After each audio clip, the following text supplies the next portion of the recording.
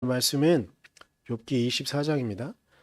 욥기 24장 18절로 저게 26절 아니고 25절. 네. 25절인데 주보에도 오타를 내고 원고에도 오타를 넣고 그러네요. 죄송합니다. 일단 욥기 24장 16절로 18절로 25절까지 말씀 우리 같이 보도록 하겠습니다. 악한 사람은 홍수에 또 내려간다. 그의 밭에는 하나님의 저주가 내리니 다시는 포도원에 갈 일이 없을 것이다. 날이 가물고 무더워지면 눈 녹은 물이 증발하는 것 같이 죄인들도 그렇게 스올로 사라질 것이다. 그러면 그를 낳은 어머니도 그를 잊고 구더기가 그를 달게 먹는다. 아무도 그를 다시 기억하지 않는다. 악은 결국 잘린 나무처럼 멸망하고 마는 것이다. 과부를 등쳐먹고 자식 없는 여인을 학대하니 어찌 이런 일이 안 일어나겠느냐?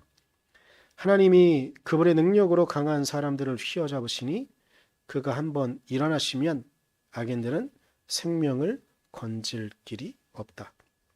하나님이 악한 자들에게 안정을 주셔서 그들을 평안하게 하여 주시는 듯하지만 하나님은 그들의 행동을 낱낱이 살피신다. 악인들은 잠시 번영하다가 곧 사라지고 풀처럼 마르고 시들며 곡식 이삭처럼 잘리는 법이다. 내가 한 말을 부인할 사람이 누구냐? 내가 한 말이 모두 진실이 아니라고 공격할 자가 누구냐? 아멘. 오늘 우리가 욥기 24장을 보는데요. 원래 우리 사순절 기간 동안 욥기를 계속 보면서 진행을 하고 있으니까 원래는 오늘은 일정대로 쭉 가면 24장을 볼 게 아니고 26장 그리고 27장 전반부를 좀 봐야 됐었는데 제가 원래 오늘 본문은 금요일 날 묵상해야 될 본문이었거든요. 근데 보다가 그리고 주일 말씀이랑 보다가 24장을 주일날 좀 하는 게 오늘 하는 게 낫겠다 싶어서 24장을 오늘로 바꿨고 뒤에 것들을 앞으로 좀 당겨서 했습니다. 24장은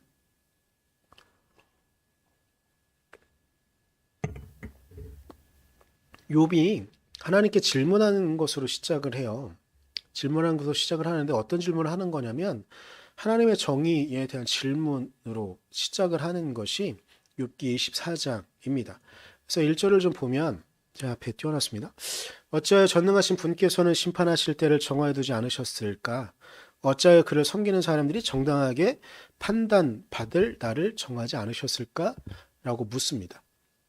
그러니까 하나님의 심판과 하나님의 정의는 어디에 있냐고 묻는 거예요. 하나님께서 분명히 이 땅을 통치하신다고 한다면 하나님께서 그러니까 욥기를 통해서 전체적으로 묻는 건 하나님의 정의는 그리고 하나님의 사랑은 어디에 있느냐 묻는 게 욥기의 전체적인 내용이라고 볼 수가 있거든요. 근데 여기에서 이제 욥이 24장에서 묻는 거예요. 하나님이 정말 이 땅을 통치하신다고 한다면 어찌하여 그러니까 이렇게 묻는 거잖아요. 전능하신 분께서는 그러니까 하나님이 전능하다고 말하는데 라고 시작을 하는 거죠. 하나님께서 전능하신 분께서는 심판하실 때를 정해두지 않으셨을까? 그러니까 우리가 보통 생각할 때 하나님이 정의롭고 하나님이 이 땅을 전지전능하게 통치하신다고 한다면 이 땅 가운데 악을 저지른 자들이 있어요. 그러면 그들을 바로 심판하셔야 되는 거죠. 하나님이 전지전능하신 분이 맞다고 한다면. 욥은 이 기본적인 전제 속에 시작하는 거예요. 근데 왜 심판하실 때를 정해두지 않으셨을까? 이 말은 왜 바로 지금 이 앞에서 심판받을 자들이 있는데 악한 이들이 성공하고 있고 악한 자들이 잘 나가고 있는데 왜 그들을 심판하지 않으실까라고 묻는 거거든요. 그러면서 이어서 하는 말이 뭐냐면 그를 섬기는 사람들이 정당하게 판단받을 날을 정하지 않으셨을까. 그러니까 그를 섬기는 사람들이라고 말하는 건 하나님을 온전히 섬기는 그러니까 욥처럼 진짜 마음을 다해서 하나님을 섬기는데 고난 가운데 처해져 있잖아요. 일이 잘 해결이 되어지지 않아요.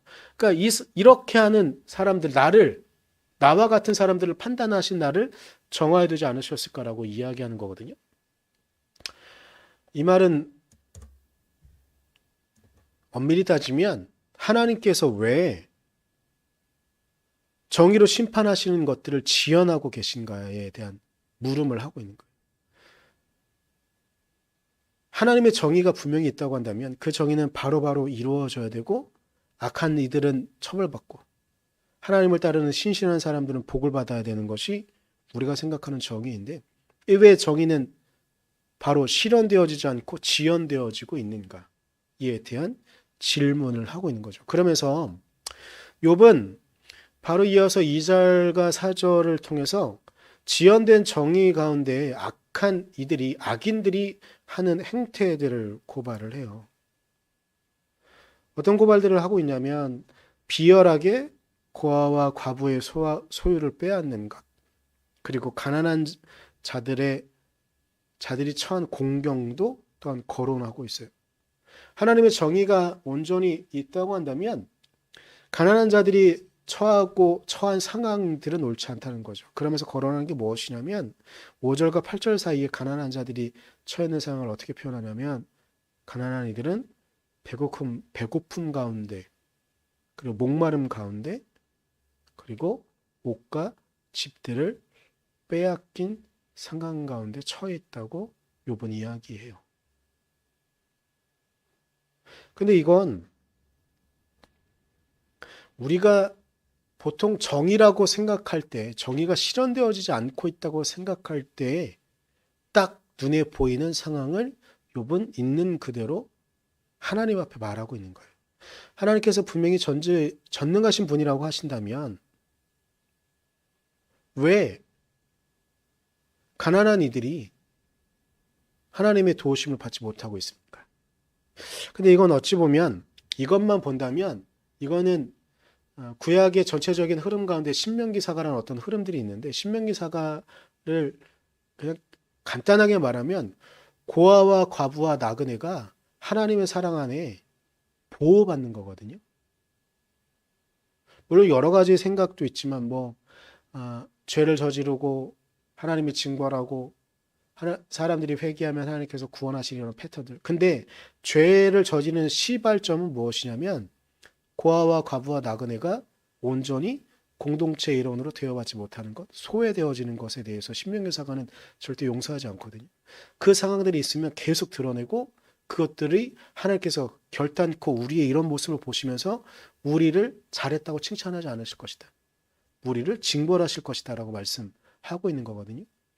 그런데 언뜻 신명기 사관을 알고 있는 사람들은 욥이 이렇게 지적하고 있는 건 그저 단순하게 그럼 이것도 신명기 사관 안에 있는 이야기로 이야기하는 건가? 근데 여기서 차이점이 있는데 무엇이냐면 신명기 사관은 근원적으로 이스라엘 백성들을 향한 말이에요.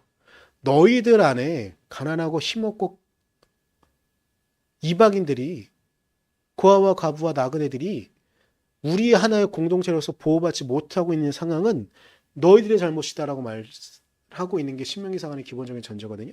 근데 오늘 욥기가 말하고 있는 건 이 책임이 사람들에게 있다는 것이 아니에요. 이 책임이 하나님께 있다는 거예요.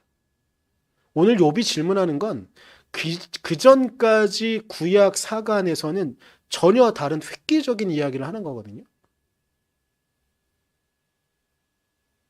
욥기는 아주 특이한 책이에요. 사람들이 욥기를 제대로 주의 깊게 잘 읽지 않고 있기 때문에 놓치고 있는 것인데 욥기는 정말 특이한 책이에요. 왜냐하면 하나님께 책임을 묻는 건 구약 성경에 절대 나오지 않아요. 어느 책에도 하나님의 책임을 묻는 내용이 없어요. 그런데 오늘 욥기는 특별히 24장에서 욥은 하나님께 따지는 거예요. 하나님께서 분명히 살아계시다고 한다면 이 땅 가운데 가난하고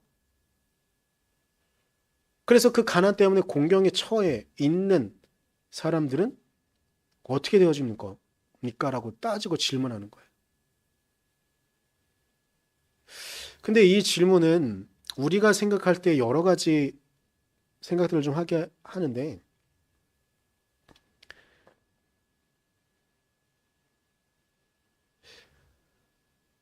가난한 사람들을 향한 편견은요. 욥기 이후에도 그리고 구약에도 내내 그리고 예수님이 이 땅에 오셨을 때도 그리고 지금 우리가 살아가는 이 땅에도 여전히 유효하게 남겨져 있는 가난한 사람들을 향한 편견들이 있습니다. 일단 예수님 시대만 좀 생각을 좀 해보면 우리가 이제 성경을 좀 볼 때 거지 나사로 이야기를 보면서 거지 나사로가 그래도 하나님의 보호 안에 죽음 이후에는 아브라함 곁에 갔구나 이렇게 생각을 하잖아요. 천국에 갔다고 생각하잖아요. 근데 이게 우리의 생각에는 그냥 그런 은혜로운 이야기인가 보다라고 생각하잖아요. 근데 이걸 그 당시에 유대인들이 들었을 때는 분노할 일이었었어요. 그리고 그들이 갖고 있었던 기존의 사고방식에서 너무 벗어난 이야기였어요. 왜 벗어났느냐? 이스라엘 사람들은요, 이렇게 생각했어요. 이 땅에서 부유함을 누리는 사람들은요, 다 하나님의 은혜 때문에 그렇게 부유함을 누리고 있다고 생각했어요. 근데 하나님의 은혜 때문에 이 땅에 부유함을 누리고 있는 자들이 천국에 가지 못한다라고 말하고 예수님께서 말씀하신 거예요. 이건 분노할 일이었었어요. 그들의 기존 사고방식과 편견에 이야기한다면 예수님은 그들의 편견을 고발하고 계신 거고 그들의 사고방식이 잘못됐다고 말씀하시는 거거든요. 그러니까 이 당시 사람들이 이렇게 생각했어요. 부자는 그가 잘했거나 혹은 그의 조상이 잘했거나 하나님의 은혜를 받은 거예요. 그래서 이 땅에서 부유함을 누려요. 근데 부자들의 특권이 있었는 게 뭐냐면 이 땅에서 부자로 살아가면서 특별하게 잘못하지 않는 이상은 죽음 이후에도 천국에 가는 거예요. 그게 당연한 코스였었어요. 근데 가난한 사람은 이 땅에서 정말 하나님한테 잘하고 막 하다가 어찌하다가 하나님의 은혜로 부자가 되면 그러면 죽음 이후에도 천국에 갈 수 있는 기회가 생기는 거예요. 근데 여러분 이 사고방식이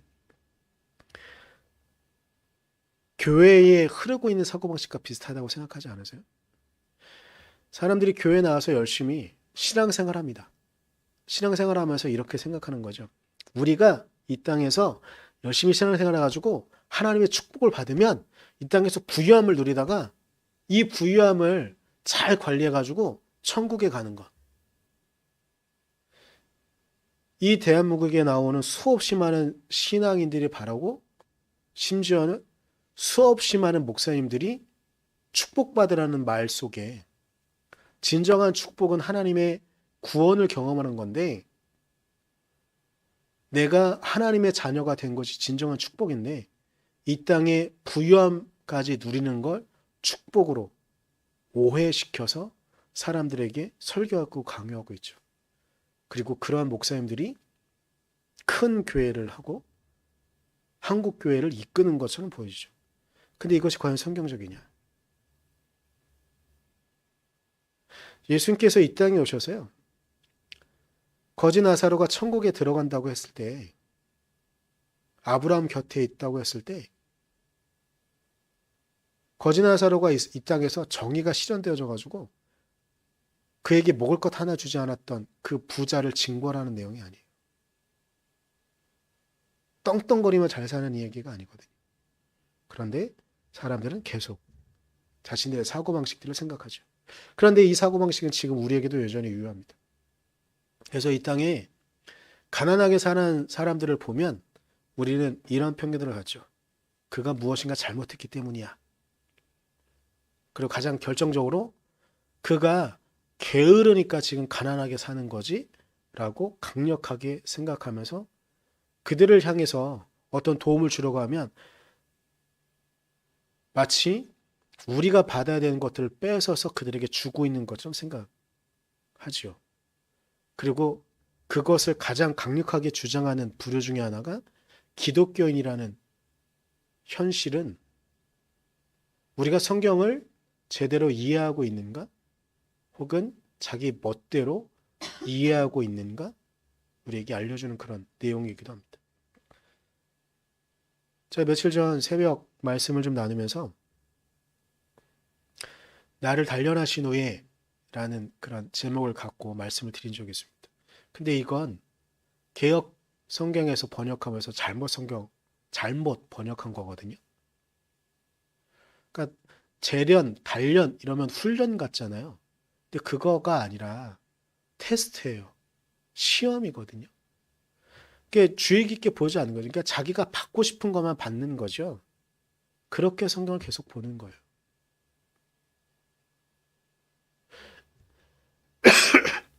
그래서 하나님의 정의와 하나님의 뜻이 이루어지는 건 이 땅에서 하나님 말씀대로 잘 사는 거죠. 예배도 잘 드려요. 그리고 헌금도 누구보다 잘해요. 근데 그게 그 목적이 하나님의 은혜, 하나님께서 우리에게 주신 은혜에 대한 감사의 응답이 맞는 거거든요. 근데 우리는 거기 안에 다른 의도를 숨겨내죠. 내가 주일 예배를 빠지지 않고 잘 지키면 하나님께서 나를 축복해 주실 거야. 내가 내 삶의 11조를 놓치지 않고 잘 드리면 내가 이렇게 하나님 앞에 헌신했으니까 하나님께서 분명히 나에게 물질적인 축복을 허락하실 거야. 라는 전제를 깔고 기대하죠. 근데 이런 사고방식을 갖고 있는 우리는 옆에서 고난받고 가난하게 살아가는 사람들을 보면 저 사람이 무엇인가 잘못했기 때문에 저렇게 고난받고 있는 거지. 저 사람이 게으르니까 가난한 거야라고 생각하는 거죠. 우리나라 안에 있는 사람들도 그렇게 바라보고요. 정말 수없이 많은 교회 목사님들이 정말 유명한 목사님들이 그런 실수를 해가지고 자꾸 뉴스에 나오거나 인터넷에 나오게 되면 정말 부끄러운데 제3국이라고 보여지는 가난한 국가들을 바라보면서 목사님들이 툭하면 이런 말씀들을 하세요. 저 사람들은 게을러가지고 그리고 게을르다고 말하면서 하나 더 첨부하죠. 저 백성들은 하나님을 예배하지 않아서 저렇게 가난하게 사는 거라고 말합니다. 근데 그건 하나님의 뜻이 아닙니다. 하나님께서 우리에게 말씀하시는 그 의미도 아닌 것이죠. 성경을 왜곡하고 호도하고 있는 것입니다. 그런 편견을 갖고 있는 상황 가운데 욥은 어찌 보면 욥기를 통해서 하나님이 우리에게 말씀해 주시는 것은 이런 것이 아닐까. 가난한 이들을 향한 편견과 싸우면서 욥은 이야기를 합니다. 6절에 가을 거지가 끝난 남은 밭에서 이삭이나 줍고 악한 자의 포도밭에서 남은 것이나 긁어모은다. 이 말씀은요. 제가 앞에 띄워놨습니다. 이 말씀은 이 욥의 이야기는요. 가난한 이들이 결코 게으르지 않다는 거예요. 그들은 가을 거지가 끝난 남은 밭에서 이삭을 줍고 있다는 거냐면 이게 보통은 유대인들의 율법에 의하면 가을 거지를 할 때 있잖아요. 나달이 떨어지는 건 걷지 않게 되어 있어요. 왜냐? 그건 땅을 소유하지 못한 사람들 혹은 가난한 이들 혹은 부모로부터 보호를 받지 못하는 고아들 그리고 외국 땅에 와 있는 이방인들 그들을 위해 남겨주게 되어져 있거든요. 근데 이건 누가 거저주는 게 아니잖아요. 그 이삭을 줍는다는 말이에요. 이건 그 누가 일부러 보아스처럼 흘려주지 않는 이상은 일부러 여러 가지 나달을 남겨두지 않는 이상은 나달 하나하나를 구하는 건 하나하나를 얻는 건 결코 쉬운 노동이 아니에요. 가난한 이들은 그렇게 하고 있다는 거예요. 그리고 6절 후반부에 보면 악한 자의 포도밭에서 남은 것이나 긁어모은다. 악한 자들은 포도밭을 갖고 있는 거예요. 다른 사람의 것을 빼앗거나 그렇게 하면서 소유한 그 포도밭 그런데 가난한 이들은 거기서 남은 것들을 통해서 먹고 있다는 거죠. 또한 10절에는 이렇게 이야기합니다. 가난한 사람들은 입지도 못한 채로 헐벗고 다녀야 한다. 여기 또 이렇게 말합니다. 곡식단을 지고 나르지만 굶주림에 허덕여야 한다. 이 곡식단을 들고 나르는 노동을 하지만 이 곡식단이 자신의 것이 아니니까 엄청나게 많은 이 곡식을 짊어지고 가지만 이것이 자신의 것이 아니기에 노동자로 가난한 자로 계속 빼앗기는 자리에 있게 되어지는 것이죠. 그리고 10절 앞부분에 입지도 못한 채로 헐벗고 다녀야 한다라고 말하는 건 이 당시의 사람들은 예수님 당시에도 그랬는데요. 가난한 사람들은 의복이 딱 하나였었어요. 딱 하나였거든요. 그리고 어디 먼 길을 여행하게 되면 그 옷으로 이불을 삼아서 밤에는 추위를 견뎌야 했던 거거든요. 근데 입지도 못한 채로 헐벗고 다녀야 한다는 건 아무것도 그들을 보호해 줄 수 있는 것이 없다는 것을 말하고 있는 것이죠. 그리고 다시 말하지만 그들은 곡식단을 나르는 노동을 계속하고 있고 결코 자신의 삶을 책임 안 지는 사람들이 아니었다는 것. 또한 11절엔 이렇게 말합니다. 그들이 하고 있는 노동이에요. 올리브로 기름을 짜고 포도로 포도주를 담가도 그들은 여전히 목말라 한다. 그들의 노동력을 제공했는데 온전히 보상받지 못하고 있다고 말하는 거예요. 가난한 이들이 게을러서 아무것도 안 하는 것이 아니라 그들은 열심히 일하지만 어찌 보면 이 땅에 정말 요즘 택배 노동자들이 죽음을 맞이하는 이야기를 많이 듣잖아요. 그런 것 같은 거죠. 열심히 일을 해요. 그리고 이제 코로나 사태를 맞으면서 자영업자들이 열심히 일을 합니다. 그리고 수익이 생기기도 합니다. 그런데 그 수익은 온전히 건물주에게만 돌아가고 지금 대한민국 사회에 가장 큰 분노를 사고 있는 게 LH 사건이잖아요. LH 사건을 통해서도 계속 사람들이 정말 대한민국 사람들이 분노하는 이유는 열심히 무엇인가 일을 해요. 그런데 그러한 몇몇 사람들만 독점할 수 있는 정보를 갖고 그 사람들은 큰 노동을 하지 않고 대출도 너무 쉽게 받고 자신의 돈으로 한 것도 아니고 대출도 너무 쉽게 받고 사람들에게 공개되어지지 않은 정보를 자기 마음대로 이용하면서 결국 나중에 사람들이 하루하루 열심히 벌어서 일하는 노동의 가치보다 단번에 불이를 일으켜서 한 번에 수없이 많은 수익을 얻는 걸 보면서 분노하고 있는 거잖아요. 욥은 그렇다고 말하고 있는 거예요. 이 땅의 가난한 이들이 그렇게 열심히 일하고 있고 노동하고 있다는 거예요. 특별히 10절과 11절은 이 땅을 살아가는 노동자들의 마음을 대변하는 것 같은 그런 말을 하고 있는 것이죠. 그런데 여기에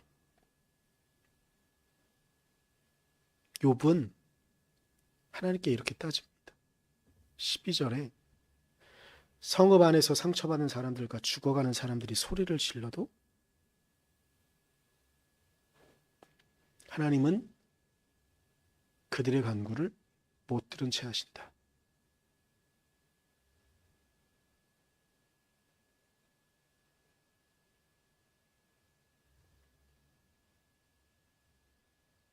욥은 분노하면서 하나님께 따지는 거예요. 자신이 가장 최악의 상황 가운데 처해 있거든요.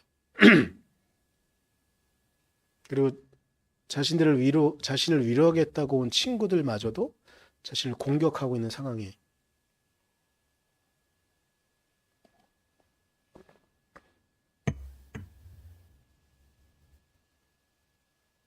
이 땅에 편견을 가지면서 사람들을 공격하고 있는 수없이 많은 일들, 그런 일들, 이거를 해결할 수 있는 분은 하나님 한 분밖에 없으신데 하나님께서 정의를 이 땅에 실현하지 않으신다고 따지는 겁니다. 이 모든 책임은 하나님께 있다는 겁니다. 여기까지만 들으면 우리는 결국은 악인이 성공하고 악인이 승리하는 건가 이렇게 생각할 수 있습니다. 그런데 우리가 오늘 본문으로 같이 읽은 18절 이하의 말씀은요. 그럼에도 불구하고 이렇게 하나님의 정의의 실현이 늦춰지고 있는 것처럼 보이지만 결국은 하나님께서는 하나님의 때가 되면 그들을 징벌하실 것이라고, 하나님의 정의는 분명히 실현될 것이라고 말씀하시는 겁니다. 지연되는 정의가 있습니다. 하지만 이 지연되는 정의는 결국은 하나님께서 이 땅을 선하게 만드시기 위해 결단코 하나님의 정의를 이 땅에 실현시키실 것이라고 말씀하고 있는 겁니다. 2014년 4월 16일을 기억하시는지 모르겠습니다.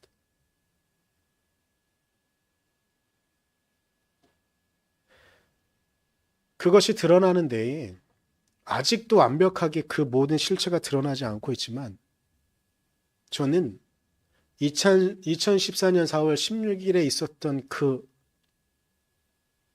일은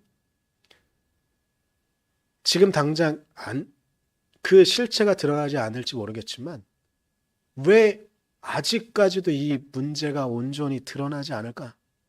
한국 사회의 구조는 어떻게 꼬여 있길래 이 실체가 드러나지 않을까? 우리 마음 안에 수없이 많은 아쉬움과 분노가 생기기도 하지만 제가 믿는 것은 기필코 이 실체는 드러날 거라고. 늦어질지 모르겠지만 분명히 드러날 거라고 믿습니다. 왜 그렇게 또 생각하냐면 2019년 3월 1일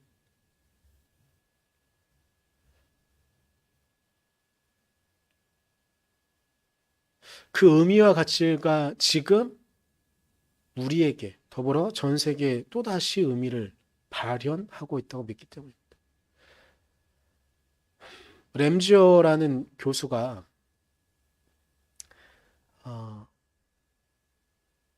일본의 앞잡이가 되어서 이런저런 발언들을 하고 있잖아요. 그런데 재미있는 현상이 있는데요. 우리나라는 상당히 조용한 편인데 오히려 해외는 역사학자들이 일어나서 일본의 잘못된 역사관을 지적하는 데에 한동안 말을 아끼고 있던 역사학자들이 열심히 발언을 하기 시작을 했어요. 오히려 정의가 이제사 드러나는 것처럼. 우리가 보통 생각할 때 독일의 그 철십자가는 이제 유럽 사람들이나 아니면 해외에서도 절대 쓰지 않았던 모양이 심벌이 된 것처럼 일본의 우길 승천기라고 말하는 그 전범기도 그래야 되는데 왜 해외 사람들이 자꾸 그걸 쓰지? 이런 생각을 할 수 있잖아요. 근데 오히려 이런 사건들을 통해서 그것들이 점점점 사라질 수 있는, 제가 이런 희망들을 볼 수 있는 것 중에 하나는 독일에서 한 작은 시골 마을이거든요, 거기가. 근데 소녀상을 설치했는데 일본이 막 이런저런 여론 조작 막 외교적인 노력을 해가지고 그걸 철거하도록 만들었는데 이것이 세상에 알려지면서 독일 의회가 이건 영구적으로 철수하지 않도록 결정을 내렸어요. 그게 원래 제가 알기로는 잠시 동안만 거기에 두고 사람들이 그 의미를 알리는 그런 일이었었는데 오히려 일본이 나서서 그 일을 해가지고 영구히 그곳에 자리를 두는 것으로 됐거든요. 우리는 우리의 역사나 우리의 삶을 보면서 하나님의 정의가 왜 이렇게 늦게 실현되어지는 걸까 생각할 수 있습니다. 하지만 하나님께서 분명히 우리의 삶을 통해서 우리의 삶의 역사의 시간들을 통해서 우리에게 보여주시는 놀라운 사실은 하나님의 정의는 결단코 실현된다는 것입니다. 비록 늦어질지 모르겠지만 하나님의 정의는 분명히 우리에게 드러납니다. 우리의 삶의 자리에 고통과 아픔, 내가 하나님의 말씀을 따라 열심히 살아가려고 하는데 불의와 타협하지 않고 열심히 살아가려고 하는데 왜 우리의 상황은, 우리의 여건은 이렇게 힘겹고 어려운가라고 생각할 수 있습니다. 하지만 우리가 여전히 믿어야 되는 것은 욥기를 통해서도 우리가 그 욕지거리처럼 하나님, 이건 하나님 책임입니다라고 말할 수 있을지 모르겠지만 결국은 하나님께서는 그 모든 시간들을 통해서 우리에게 보여주시는 놀라운 사실은 하나님의 정의는 그렇게 우리에게 조금씩 실현되어지고 있다는 것입니다. 우리가 그 믿음을 갖고 이 땅을 살아갈 수 있기를 간절히 소망합니다. 우리 이 시간 기도할 때 우리 마음 안에 있는 분노가 있다면 그 분노를 한번 떠올려 봤으면 좋겠습니다. 생각해 봤으면 좋겠습니다. 하나님을 향한 원망이 있다면 그것도 또한 꺼내 봤으면 좋겠습니다. 그리고 마음 가운데 하나님의 때를 기다릴 수 있는 믿음을 달라고 기도했으면 좋겠습니다. 우리 이 부분을 놓고 잠깐 같이 기도하도록 하겠습니다. 기도하겠습니다.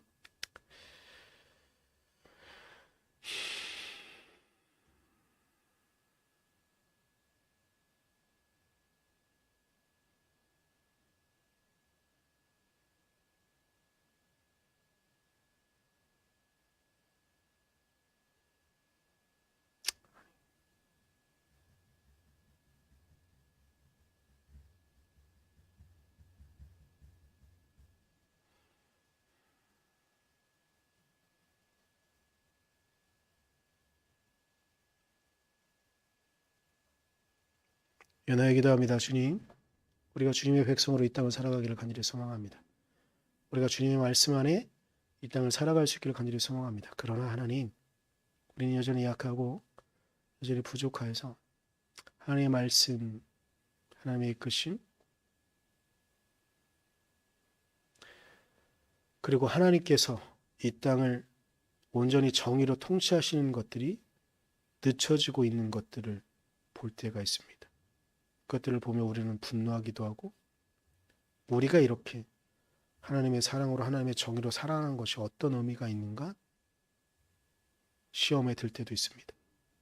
그러나 이제 우리가 마음을 다잡고 하나님의 정의는 분명히 이 땅 가운데 이루어질 것이라는 믿음을 갖고 이 땅을 살아갈 수 있도록, 오늘 욥이 하나님 앞에 원망하고 하나님 당신의 책임이라고 말했던 것처럼 우리의 마음 안에 그런 분노가 있을지라도 분명히 욥기를 통해서도, 욥의 전체적인 삶을 통해서도 하나님의 정의가 실현된 것처럼 우리의 삶 안에도 당신의 정의와 당신의 사랑이 실현될 것을 믿으며 이 땅을 살아갈 수 있도록 주님, 우리를 붙잡아 주시고 이끌어 주시옵소서.